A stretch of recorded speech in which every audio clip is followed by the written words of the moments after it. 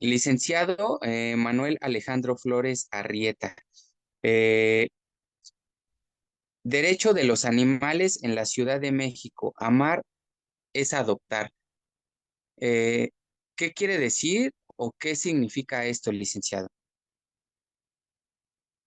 Sí, primero que nada, bueno, muy buenas tardes a todas y a todos. Buenas tardes. Le doy las gracias a la Facultad de la FES Acatlán, especialmente la doctora Ida, y bueno, es un saludo a la maestra Monse, muchas gracias por la moderación. Y bueno, antes que otra cosa, antes de darle respuesta a su pregunta, me gustaría empezar, si valga la redundancia por el principio, ¿no? Quiero explicar que esta presentación que yo tengo, esta ponencia, de que yo he titulado Amar es adoptar, así la había presentado yo, así la había enviado como propuesta de ponencia, pero me quedé pensando unos días y luego dije, algo falta ahí, algo falta ahí porque ¿cómo llego a esa parte o cómo llego a decir que amar es adoptar?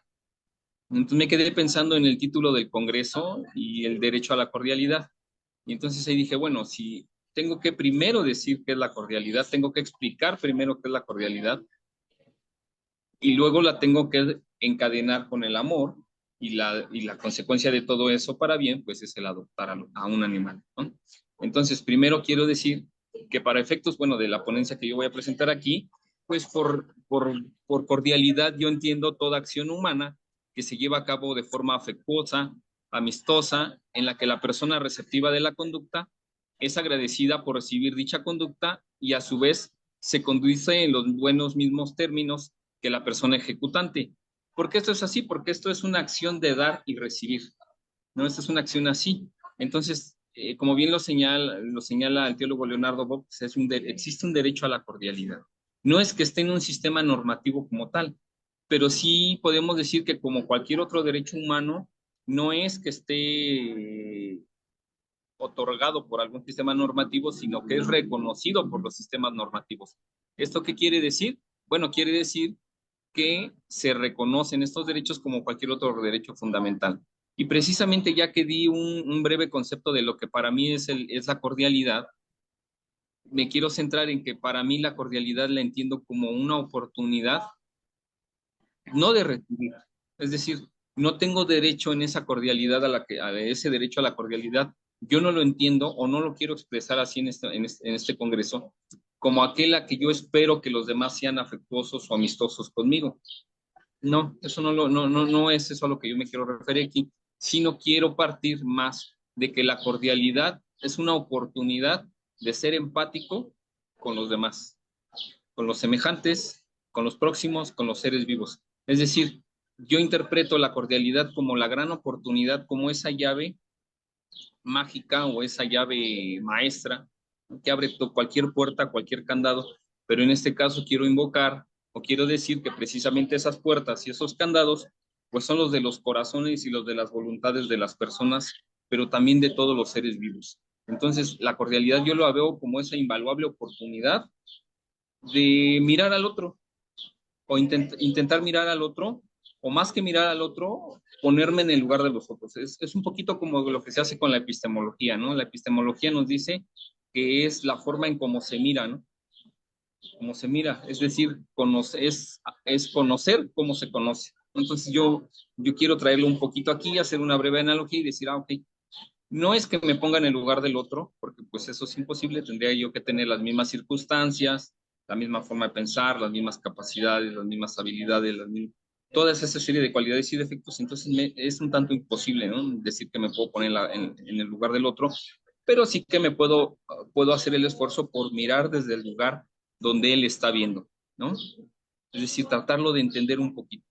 ¿Y qué pasa cuando trato de entender a alguien?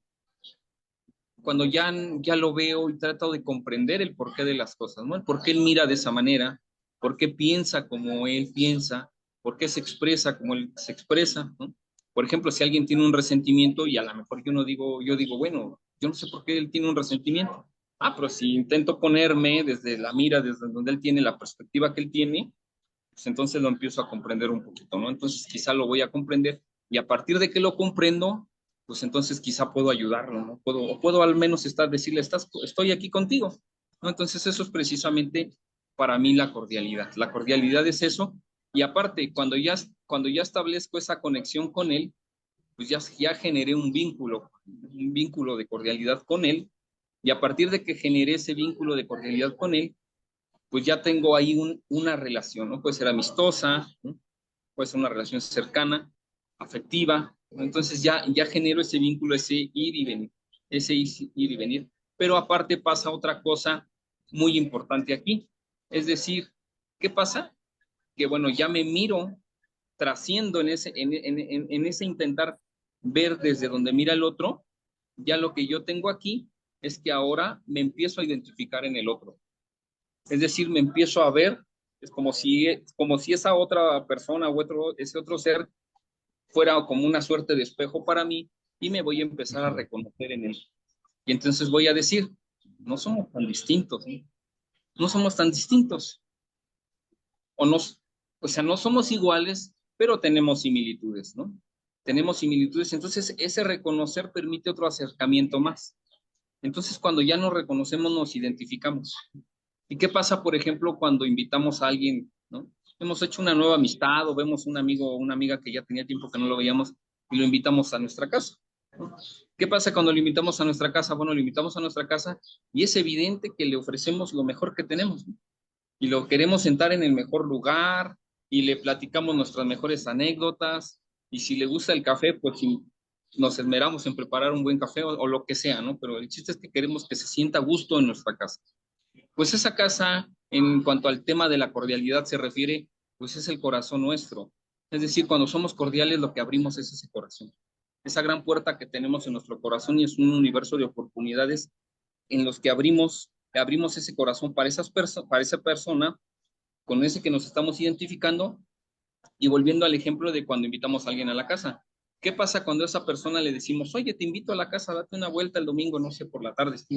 Y esa persona no solo nos dice que sí, sino llega puntual y llega con ánimo, llega con entusiasmo a entrar a nuestra casa, pues sin duda vamos a pasar un gran momento, sin duda va a ser un momento en que vamos a fortalecer esa amistad y vamos a alcanzar la felicidad en ese momento, vamos a ser felices, ¿no? ¿Por qué? Porque fuimos cordiales y porque recibimos también esa cordialidad, ¿no? Por ejemplo, volviendo al tema del concepto que yo manejaba aquí, es la acción dar, recibir, ¿no? Somos cordiales. Entonces la cordialidad es ida y vuelta, y ahí pues ya creamos un eslabón fuerte gracias a esa cordialidad.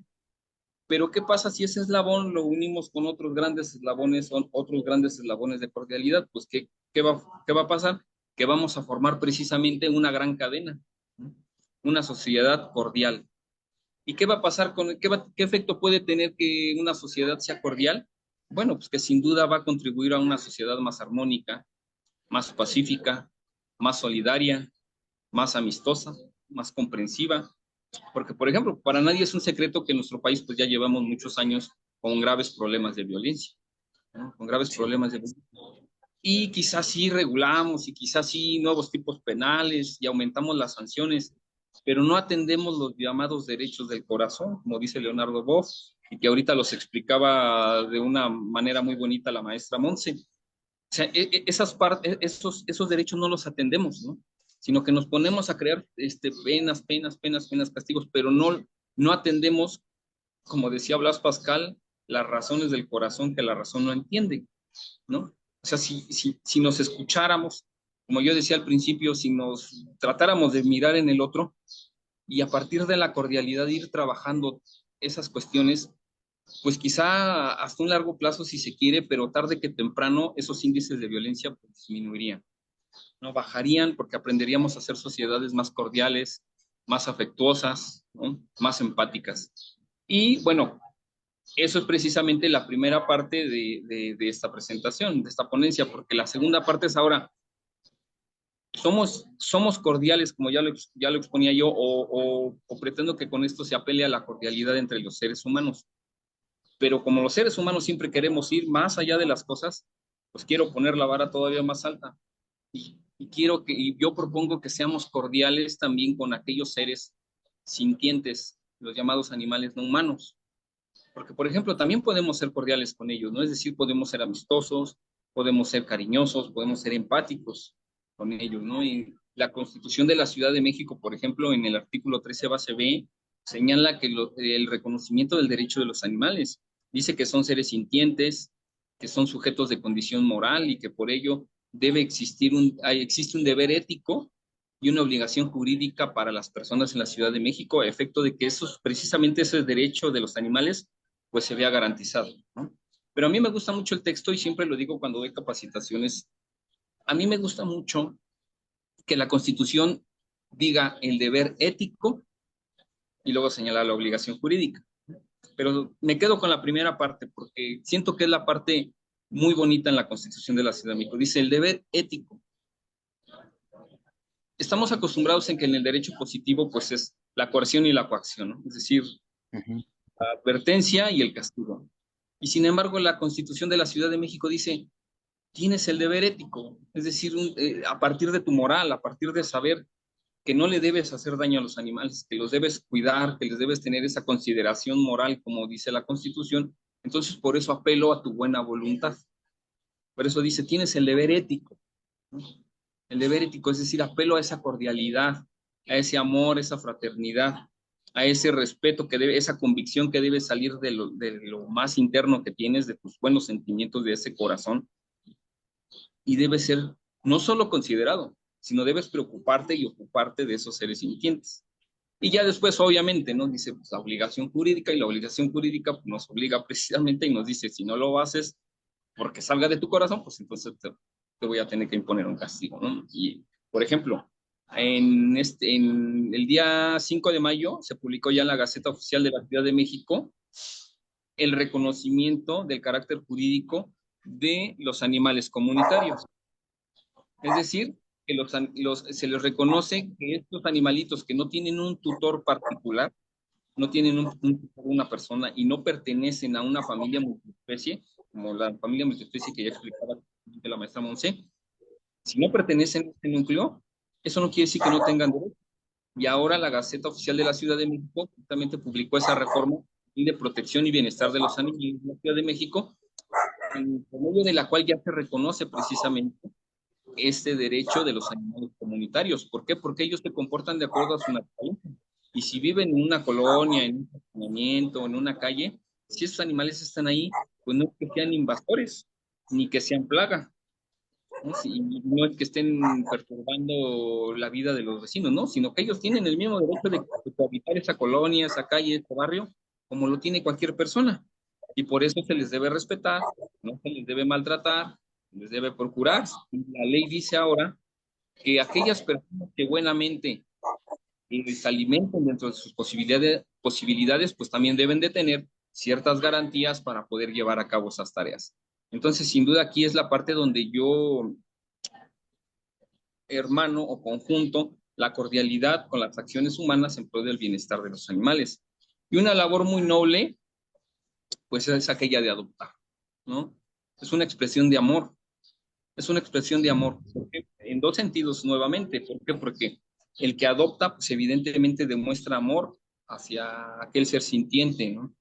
Le mejora la vida, las condiciones, porque lo va a llevar a su casa y una vez que lo tutela, pues ya queda jurídicamente comprometido para con él, porque la tutela se debe ejercer de manera responsable y un tutor pues debe de garantizar al menos las 5 libertades que ya señalaba la maestra Monse. Vean la responsabilidad que tenemos, ¿no? Los animales pues, son juguetes, no debemos hacer eso de los regalamos como un regalo de cumpleaños, así, porque muchas veces la gente, pues, a veces ya no los quiere, ¿no? Sino el tutelar o el adoptar un animalito pues, requiere una plena convicción y un compromiso para con él. Entonces, de esta manera, pues decíamos nosotros, demostramos el amor hacia ese animalito que vamos a adoptar, pero también el animalito da algo. Él no es, él no llega simplemente a un hogar, no llega simplemente a una familia y está ahí, ¿no? Sino que él también, él da de sí, él da de lo que puede de acuerdo a su capacidad y sí que da, pues da afecto también, da cariño, ¿no? Ayuda Ujú. incluso en aspectos terapéuticos a las personas. Muchas veces las personas que sufren depresiones o que pasan por momentos emocionales muy fuertes, pues los animalitos son de apoyo para ellas. Entonces vean cómo la familia ahora se ha diversificado, ha crecido y se ha complementado para bien gracias precisamente a estos esquemas de adopción. Entonces, sin duda, pues yo les quiero invitar a todas y a todos a que hagan el mayor acto de amor que puede haber, que es adoptar, y sobre todo a un animalito que lo necesita.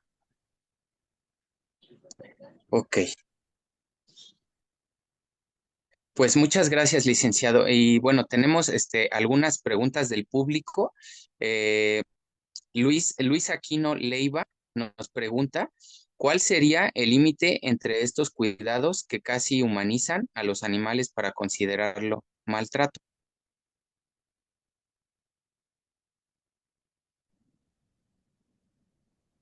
Am, bueno, creo que Manuel. Sí, pues mire, al igual que con las personas, es decir, muchas veces las personas tenemos maneras de jugar, ¿no? Y quizás hay gente que juega un poco brusco, pero pues todo lo que signifique daño, todo lo que signifique ya un maltrato, algo que ya no es agradable, pues ya tiende a ser no apto para el animalito, ¿no? Quizá no lo vamos a llevar al plano de un maltrato porque eso ya es más drástico, pero sí quizás sea una situación que le incomode, ¿no?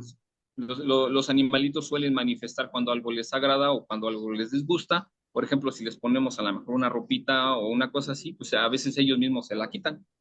Entonces, pues ahí podemos entender que pues, precisamente no están muy a gusto con ello, ¿no? Entonces, son esas formas en las que nos podemos dar cuenta. Sí, Much- totalmente de ok, acuerdo. También es que nos gustan los animales, pero hay que enterarnos de los animales, ¿no? Porque desconocemos mucho su naturaleza humana. Por ejemplo, nos encanta cargarlos y nos encanta ponerle en carriolas y eso les daña la columna vertebral, porque el animal no está diseñado para estar sentado en una carriola, ni está diseñado para que lo traiga yo así como niño. ¿Sale? Eso ya va en el maltrato también, cuando humanizamos, es exactamente eso. Al desconocer la naturaleza de un animal, faltarle al respeto a su naturaleza, entonces lo estás maltratando. Y humanizarlos esta parte de, ay, pero ¿qué tiene? Le pongo botitas. No, sí, pero los de botitas son animales que van y rescatan y es otra cosa. Para pasear en el parque, el animal tiene que estar en contacto porque transpiran por las patitas. Entonces, hay que enterarnos también de la naturaleza de los animales, pues para saber cuál es el mejor trato que les podemos dar. Gracias. Creo que ok. había otras preguntas, ¿no? Para desahogarlas Sí, en estos 6 minutitos. eh, la licenciada María del Carmen González de Villarreal nos hace un comentario. Dice, la legislación no prevé sanciones duras contra quien maltrata a estos seres sintientes. Y pues desgraciadamente esto, pues yo considero que sí, que la legislación no prevé sanciones duras. Y para la licenciada Montserrat, Alvin Palmerita dice, yo tengo una duda. Me envenenaron a mi perrita este 13 de enero en un pueblo de Veracruz. ¿Cómo puedo proceder jurídicamente si sabemos quién es el responsable?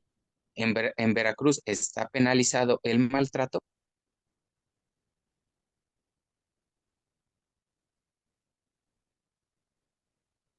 No sé si Monse nos puede escuchar, pero sí, sí está penalizado el maltrato animal.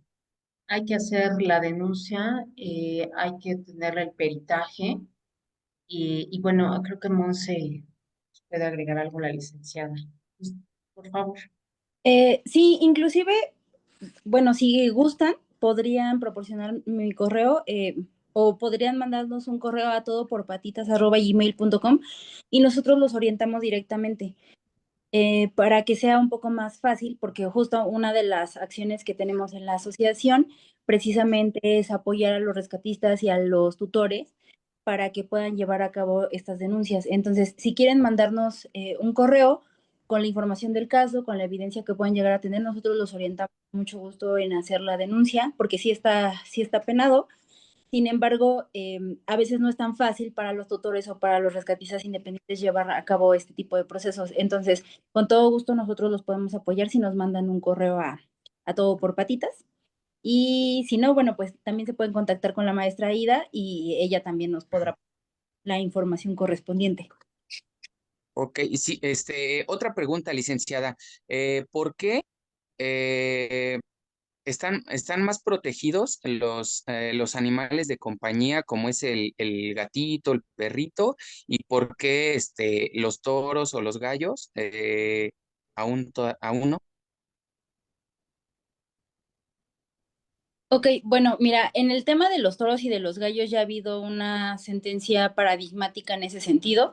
Sin embargo, sí vamos a hacer una distinción. En la Constitución se maneja el tema de la sintiencia en animales que son animales de compañía. En este caso, todavía se siguen conservando a los animales en los códigos civiles como objetos. Entonces, tampoco es que tengan una protección tan amplia ni perros ni gatos. Sin embargo, sí es un tema más visible porque es un tema que no afecta directamente tantas economías y tampoco se considera un tema de cultura, como en el caso del tema de los toros y de los gallos, ¿no? Que inclusive en la sentencia que se emitía en el caso de los gallos decían que los galleros precisamente apelaban a esta parte de la cultura. Entonces, esa es la distinción del por qué unos sí y unos no. Unos se consideran parte de un acto que provee pues bastantes recursos económicos y a su vez también tiene una cuestión de cultural o de tradición que se cree que es una cultura pues de la parte de México. Y en el caso de los perros y de los gatos, pues al haber tanta proliferación, porque pues sí tenemos varios animalitos que están en situación de calle, esta distinción. La distinción va desde la Constitución hasta los códigos civiles de las localidades, en donde sí determinan que los animales de compañía son unos y los animales de pie de cría y que se enfocan en temas de cultura, pues son otros. Entonces, particularmente los gallos y los toros casi siempre los dejan fuera de la protección. Sin embargo, con pues la reciente reforma que tuvimos a bien poder analizar en el simposio que tuve la fortuna de organizar junto con la doctora Ida, que es el simposio de vanguardia animal que organizó la fundación en la que yo estoy presidiendo. Tuvimos la fortuna también de tener al diputado Talayero, que nos habló justo de la reforma en el tema de los toros, que ahora se va a seguir conservando la esencia sin tener el tema del maltrato. O sea, se van a seguir haciendo corridas, pero ya no se le va a propiciar muerte a los toros en este caso. Y para el caso de los gallos también ya existe esta sentencia en donde dice qué es más importante y se hace una ponderación muy interesante de derechos, qué es más importante la cultura como tal o el tema de la vida de los gallos. Entonces se llega a la conclusión en esta sentencia que es más importante la preservación de la vida de los gallos porque los gallos solo tienen su vida. Sin embargo, la parte de la cultura pues se puede sustituir y no se tiene que tener una cultura cuando se consideran actos violentos, aunado a que los gallos, ¿no? Entonces, lamentablemente la distinción se hace desde la legislación, sin embargo, sí hemos avanzado mucho en el tema de la prevención del maltrato tanto a los gallos como a los toros. Muchas gracias. Realmente, pues es un tema muy interesante, el cual tiene mucha tela de dónde cortar. Y pues nada más para finalizar, una pregunta al licenciado Manuel Alejandro, ¿qué opina? ¿Qué opina de las personas que tienen la pareja de perritos en casa para aparearse y estas personas venden estos cachorros? Mire, pues la opinión que en este caso es que esa también es una forma de maltrato animal. ¿Por qué? Porque no es una cuestión propia de su naturaleza, sino las están forzando. Sí, entonces es precisamente, esa actividad es una actividad, por ejemplo, si ellos se dedican a la venta, pues es una actividad económica, ¿no? Pero la cual igual, como decía la maestra Monse, a raíz de la reforma constitucional de diciembre, por medio del cual se reformó el artículo cuarto y se consideró el párrafo séptimo, pues tajantemente la Constitución dice que está prohibido el maltrato animal. Y aquí la Constitución al final de cuentas pues queda sujeta a las interpretaciones, ¿no? Y nosotros Sí. estamos trabajando precisamente para que este tipo de eventos como lo que usted me menciona pues vayan disminuyendo paulatinamente. ¿Y cómo? Pues nosotros estamos atendiendo casos, por ejemplo, en la agencia, donde se dan este tipo de situaciones y nosotros pues las estamos denunciando. ¿Por qué? Porque si le provoca dolor, si le provoca malestar, por ejemplo, sobre todo a la hembrita, pues en este caso está siendo maltratada, ¿no? Por ejemplo, el Código Penal para el Distrito Federal, ahora Ciudad de México, tiene un tipo penal que se llama soerastia, ¿sí? Y este tipo penal señala claramente que cualquier actividad sexual en la que se vean relacionados a los animales son formas de maltrato y de crueldad animal. Entonces, lo que nosotros estamos trabajando es una propuesta precisamente para que el tipo de acciones que usted me señala sean consideradas precisamente dentro de este tipo penal y tengan precisamente, pues, sean sancionables, ¿no? Sean penadas. ¿Por qué? Porque al final de cuentas es maltrato y está equiparado precisamente al tipo penal de Suecia. Ah, ok, muchas gracias. Eh, pues como yo le comentaba a la licenciada Monse, pues es un tema muy extenso, pero pues, desgraciadamente el tiempo se nos terminó, y no me queda más que agradecerles su participación en este seminario, agradecerles al público también, y pues yo los invito a que pues se sigan conectando a este Congreso Internacional en Derecho a la Cordialidad dedicado al pensamiento y obra de Leonardo Boff. Muchísimas gracias, licenciada Montserrat Alvarado. Muchísimas gracias, licenciado Manuel Alejandro Flores Arrieta. Este, eso sería todo. Bueno, que tengan una excelente tarde.